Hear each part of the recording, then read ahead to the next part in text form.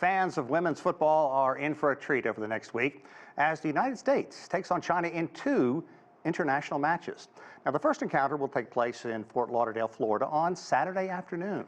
The match is a chance for both sides to shake off a disappointing finish in the Women's World Cup Championships earlier in the year, as CGTN's Dan Williams now tells us. This stadium on the outskirts of Fort Lauderdale normally hosts the likes of Lionel Messi after the Argentine superstar joined Inter Miami earlier this year. But this weekend the ground will host the first of 2 internationals between China and the US women's national teams. China arrives here with an interim head coach, Wang Jun, who normally coaches the nation's under-20 side. That change coming after the team failed to qualify for the Olympics in Paris next year. After the Olympic, we changed a lot of players. So, to be honest, not a lot of young players have this experience to play like this level game. So it's like a step by step. We hope we can play more this kind of game at everywhere. I know USA is a very good team, so I heard a lot of news like about how strong they are, how talented they are. But I just mean we are come here, so I just mean we want to show the good performance, like to show to everybody. The US are also in the process of change after a disappointing World Cup where they crashed out in the quarter-finals, their worst ever performance in the competition. New head coach Emma Hayes will only take over when her contract with English side Chelsea expires next year. It means their interim head coach, Twyla Kilgore, will be in charge for these games. You know, China's a very formidable opponent. They historically have played a certain way. They have a new coach coming with them. They will slide and shift very aggressively and be very difficult to play against, which is great for us because it gives us an opportunity to work on some of the things that we've been trying to get better at. This will be the 59th time the 2 sides have met over the years. Only Canada has played the US women's team more. But this match will be their first encounter in over 5 years. And although the US leads the all-time series, their players know they will need to be at their best to maintain that record.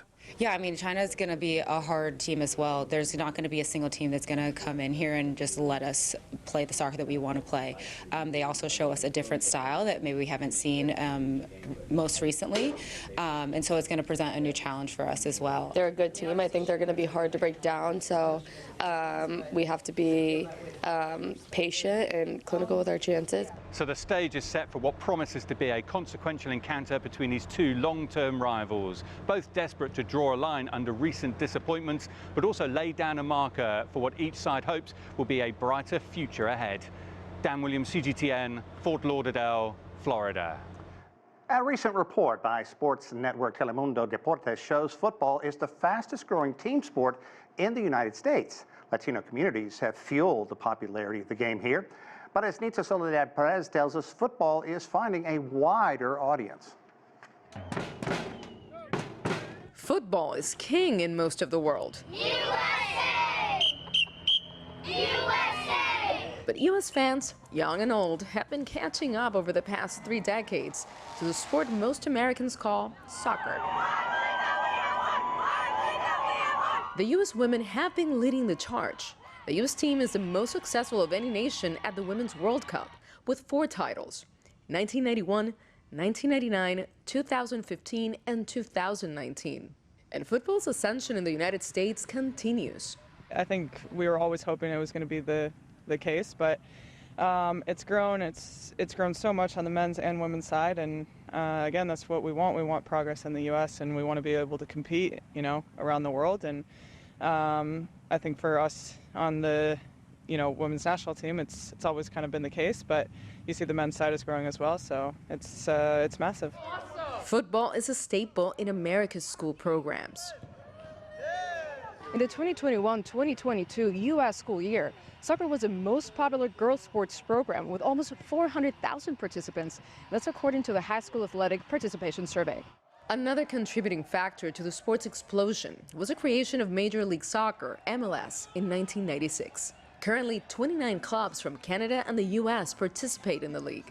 I think what's changed in the past 20 years really is MLS came along, Major League Soccer, professional league with big professional stadiums, with big salaries that keep getting bigger.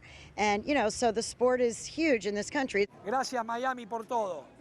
Gracias, Miami, te amo. And then something even bigger happened. Lionel Messi, the Argentine superstar, an 8-time recipient of football's top individual award, the Ballon d'Or, joined Inter Miami, South Florida's MLS team, this summer. Yeah, I mean, I think Messi coming here has been awesome. We're like at his training facility, which is cool. Messi was followed by 2 other team members from the famed FC Barcelona team.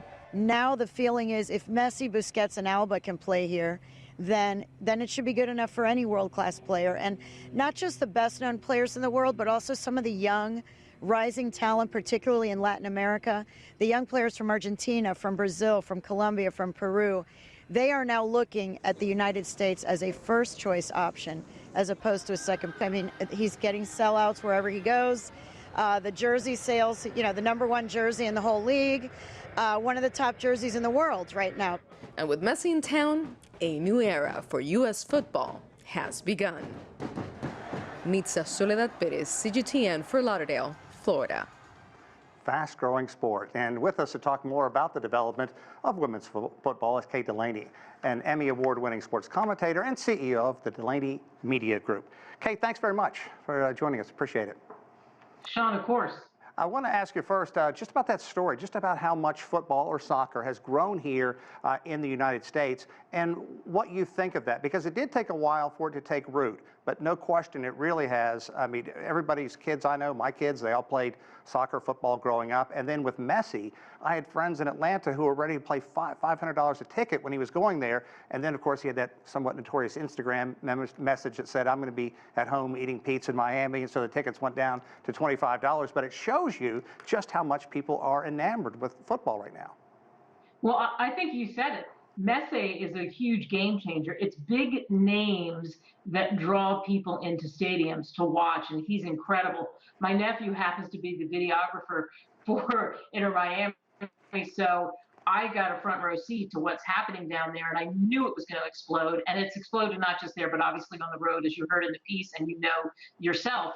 We've always had kids that played soccer, and there was always interest in soccer. It was never as big as what they call football in other countries, but now it's starting to really catch on. And I think a lot of it has to do with big personalities, big scorers, big, incredible players. The bigger the personalities, the more I think kids are attracted, the more people are attracted. That's the key.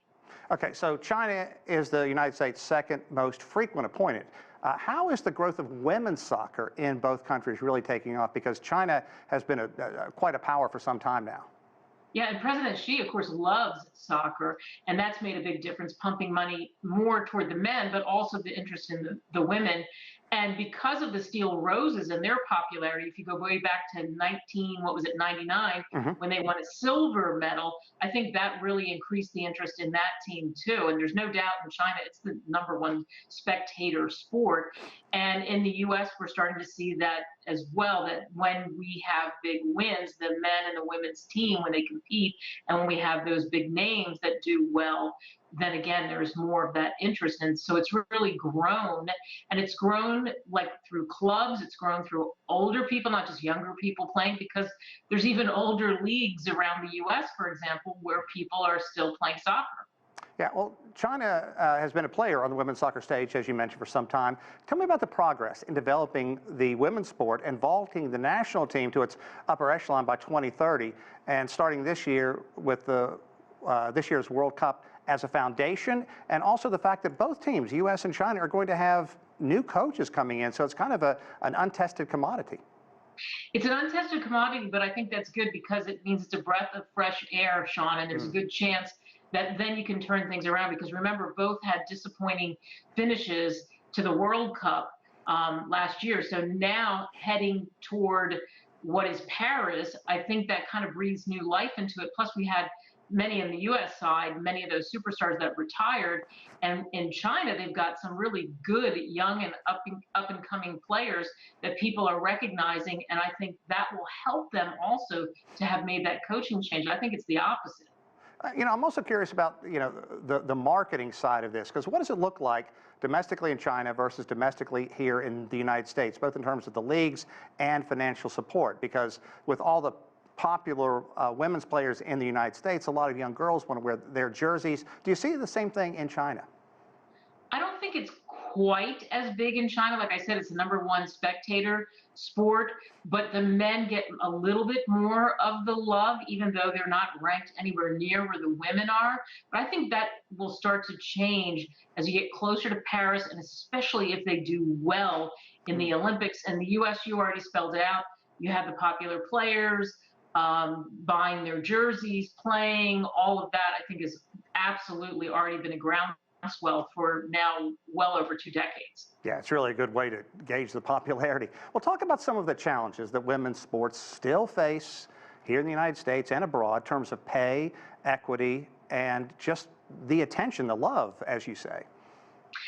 Well, and part of the problem is, right, you have to get more people to want to go to the events, to be the spectators, to be there, to support in any way they can. Plus the sponsorship dollars.